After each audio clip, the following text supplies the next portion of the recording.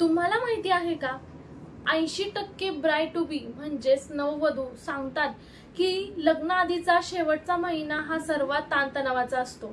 पण जर मी तुम्हाला सांगितलं एक छोटासा प्लॅन तुम्हाला स्ट्रेस फ्री, सुंदर आणि कॉन्फिडेंट बनवू शकतो तर?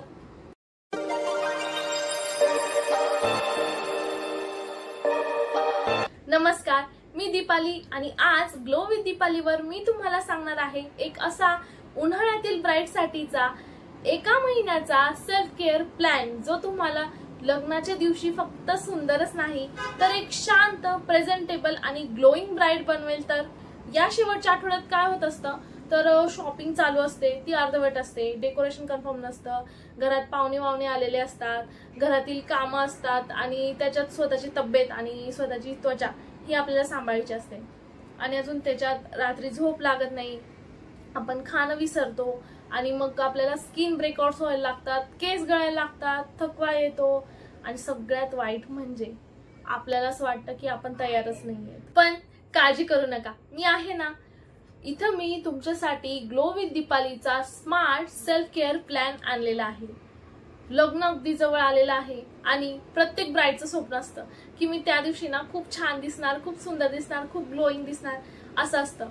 पण हे सगळं एका रात्रीत मिळत नाही, त्यामुळे काळजी करू नका। मी आज तुमच्या सोबत शेअर करणार आहे लग्नाच्या एका महिन्या अगोदर तुम्हाला परफेक्ट सेल्फ केअर प्लॅन कसा करायचा आहे ते। पहिल्या आठवड्यात आपल्याला करायचं आहे हीट डिटॉक्स आणि कूलिंग स्किन क्लिन्झिंग। सगळ्यात आधी आपल्याला हवंय डिटॉक्सिफिकेशन।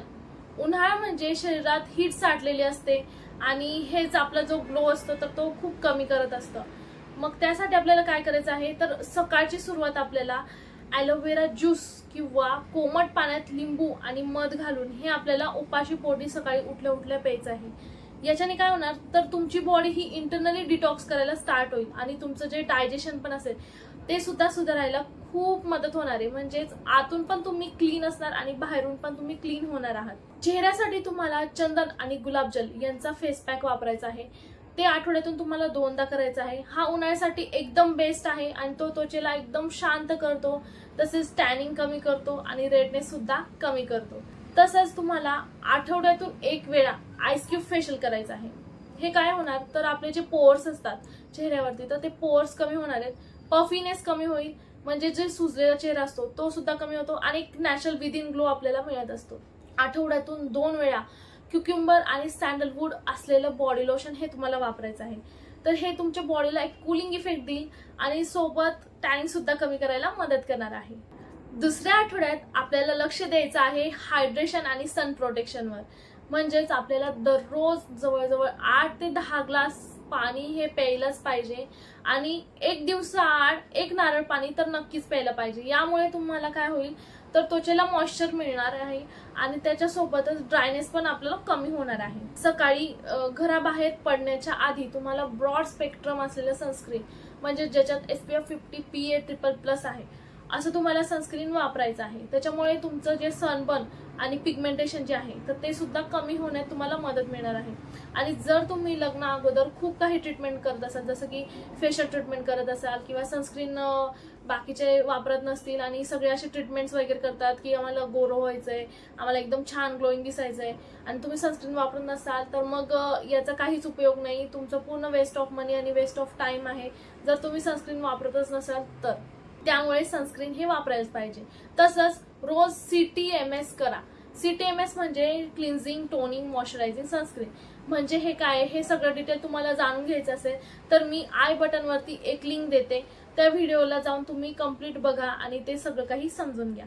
त्यानंतर रात्री झोपण्यापूर्वी चेहऱ्याला स्वच्छ धुवून त्याच्यावरती ॲलोवेरा जेलचा जेंटल मसाज द्या आणि झोपून जा। त्याच्यामुळे तुम्हाला सकाळी उठल्यावर थंडावा मिळेल आणि तुमची स्किन एकदम रिलॅक्स होणार आहे। डाएटमध्ये पाणी असलेले फळ जसं की वॉटरमेलन, कुकुंबर हे तुम्ही वाढवा। म्हणजे हे सगळे समर सुपरफूड्स आहेत आणि यांच्यात अँटीऑक्सिडंट्स, हायड्रेशन आणि ग्लोईंग स्किन देणारे घटक ही भरपूर आहेत। त्याच्यामुळे तुम्हाला आतून पण तुमची स्किन जी आहे तर ती एकदम ग्लोईंग दिसणार आहे। वीक 3 म्हणजे तिसऱ्या आठवड्यात तुम्हाला ग्रूमिंग आणि स्वेटप्रूफ हॅक्स करायचे आहेत। आता वेळ आहे तुमच्या स्वतःच्या ग्रूमिंगची आणि स्वेट प्रूफ प्रिपरेशनची. म्हणजेच कसं आहे तर तुम्हाला जे काही वॅक्सिंग, थ्रेडिंग, मेनिक्युअर, पेडिक्युअर, काय काय फेशियल्स वगैरे 1 आठवड्या अगोदरचं हे सगळं तुम्ही करून घ्या. कारण लग्नाला 1 आठवडा बाकी असताना ह्या गोष्टींना टाइम बिलकुल मिळत नाही. मग आपली सगळी धावपळ होते आणि परत स्ट्रेस आणि परत ते सगळं काही येतं.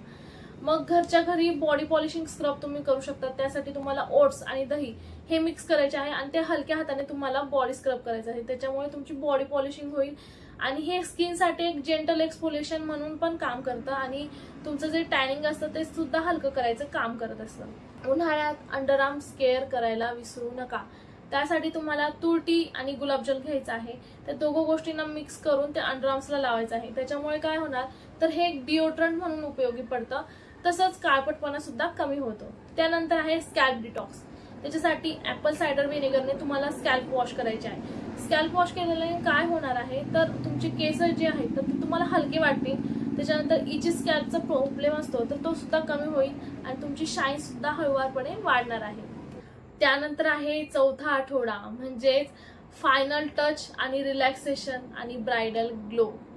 आता हा शेवटचा आठवडा आहे आणि सगळ्यात जास्त खास आहे. आता आपल्याला फक्त ग्लो मेंटेन ठेवायचा आहे आणि माइंड काम ठेवायचं आणि एकदम रिलॅक्स ठेवायचं आहे. दर 3 दिवसांनी आपल्याला cooling gel based sheet mask असतात ते मार्केटमध्ये मिळतात. ते तुम्ही लावू शकतात. म्हणजे तुम्हाला जर सूट होत असेल तर तुम्ही ते लावू शकता. त्यामुळे त्वचेला आपल्याला हायड्रेशन मिळणार आहे आणि एक रिफ्रेशमेंट मिळणार आहे. रोज घरगुती उठणं लावा. जसं की मुलतान माती, बेसन आणि गुलाबजल हे मिक्स करून उठणं तयार करा आणि ते हलकं हळूवार हाताने लावा. त्याच्याने काय होणार आहे तर त्वचा मऊ पडेल, तुमचं टॅनिंग हलकं होईल आणि तुम्हाला एक नॅचरल ग्लो पण मिळणार आहे. डोळ्यांसाठीचा आय मास्क. त्यासाठी तुम्हाला थंड टी बॅग्स असतात तर ते वापरायचे आहे. त्याच्याने डार्क सर्कल आणि तुमचा जो टायर्डनेस असतो डोळ्यांच्या अवतीभोवती तो कमी होतो. किंवा आता अंडर आय पॅचेस यायला लागले आहेत तर ते तुम्ही फ्रीजमध्ये ठेवून ते सुद्धा लावू शकता. त्याच्याने तुमचा पफीनेस जो आहे डोळ्यांच्या खाली बऱ्याच लोकांना पफीनेस येतो तर तो सुद्धा कमी होतो. आणि सगळ्यात महत्वाचं म्हणजे अरोमा थेरपी, म्युझिक थेरपी. म्हणजे तुम्हाला जे आवडतं ते म्युझिक ऐका. एक लाईट योगा किंवा स्ट्रेच करा जरासं शरीराला, जेणेकरून तुमचं मन आणि शरीर दोघंही रिलॅक्स होतील आणि लग्नाच्या दिवशी तुम्ही एकदम बॅलन्स्ड आणि एकदम ग्लोईंग ब्राईट दिसाल. आता आपण बघणार आहोत की ब्राईट टू बीने काय काय करायला हवं आणि काय काय टाळायला हवं. त्याच्यात सगळ्यात पहिले आपण बघणार आहोत की काय काय करायला हवं. तर सगळ्यात पहिले तुम्हाला जेल बेस्ड मॉइश्चरायझर वापरायचे आहे. जसं की ॲलोवेरा, प्लम ग्रीन टीचं किंवा वॉटर क्रीम्स असतात ते यूज करायचे. सेकंड तुम्हाला यूज करायचं आहे एक्सफोलिएशन. ते फक्त वीकली करायचं आहे पण हळूवारपणे. त्यानंतर थर्ड आहे तुम्हाला हायड्रेट करायचं आहे इनसाइड आउट. म्हणजे पाणी भरपूर प्यायचं आहे आणि त्यासोबतच हायड्रेटिंग सिरम्स यूज करायचे आहे. त्यानंतर तुम्हाला SPF 50 PA++ असलेलं सनस्क्रीन दर 3 तासाला लावायचं आहे. त्याच्यानंतर 5वा नंबर जो की आहे wear breathable cotton night wear. म्हणजेच की ज्याच्यामुळे तुमची जी स्किन आहे तर ते एकदम ब्रीथ करेल आणि तुम्हाला शांत झोप लागेल. तसंच तुम्हाला गरम पाण्याने आंघोळ करायची नाहीये. थंड पाणी घ्यायचं आहे किंवा कोमट पाणी घ्यायचं आहे. त्याच्याने तुम्ही आंघोळ करायची आहे. जवळजवळ 7 ते 8 तासाची तुम्हाला झोप घ्यायची आहे.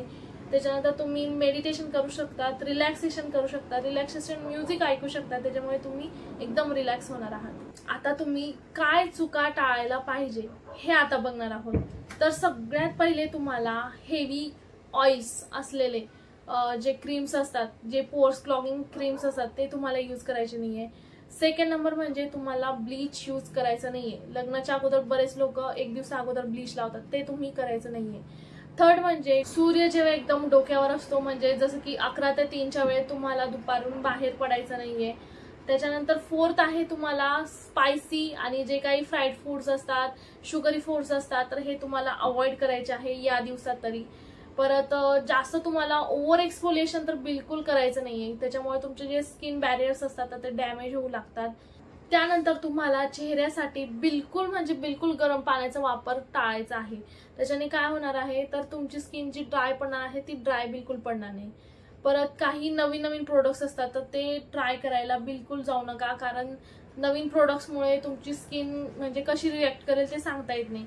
सूट झालं तर ठीक, जर सूट नाही झालं तर तुमच्या स्किनवर म्हणजे लग्न 1 आठवड्यावरती आहे तर तुम्हाला कसं होईल की स्किनवरती काहीतरी प्रॉब्लेम्स दिसतील, म्हणजे पिंपल्स वगैरे हे सगळं दिसून येईल। त्याच्यामुळे जे तुमचं प्रोडक्ट्स आहेत तेच प्रोडक्ट्स तुम्ही यूज करा, तेच प्रोडक्ट्सला तुम्ही फॉलो करा। बाकी कुठलंही नवीन प्रोडक्ट्स तुम्ही 1 आठवड्या अगोदर किंवा 1 महिन्या अगोदर तर बिलकुलच वापरू नका, म्हणजे कसं की तुमची स्किन लग्नाच्या दिवशी एकदम ग्लोईंग दिसेल। हे तुम्ही मनापासून फॉलो केलं तर तुमची स्किन सुंदरच नाही तर एकदम ग्लोईंग, हायड्रेटेड आणि रेडी फॉर वेडिंग दिसाल। हा 1 महिन्याचा सेल्फ केअर प्लॅन जर तुम्हाला मनापासून तुम्ही फॉलो केला तर तुम्ही लग्नाच्या दिवशी तुम्ही आशात स्वतःला बघून म्हणा मी इतकी सुंदर दिसते। जर हा प्लॅन आवडला असेल तर व्हिडिओला लाईक करा, तुमच्या ब्राईट फ्रेंड्सना शेअर करा आणि कमेंटमध्ये सांगा की तुम्ही अजून कोणते ब्युटी टिप्स फॉलो करतात ते। आणि आणखी असेच व्हिडिओ पाहण्यासाठी ग्लो विथ दीपालीला सबस्क्राईब करा, बेल आयकॉन क्लिक करा, म्हणजे एकही व्हिडिओ मिस होणार नाही। पुन्हा भेटूया पुढच्या इंटरेस्टिंग व्हिडिओ सोबत। तोपर्यंत be healthy, stay beautiful, bye bye.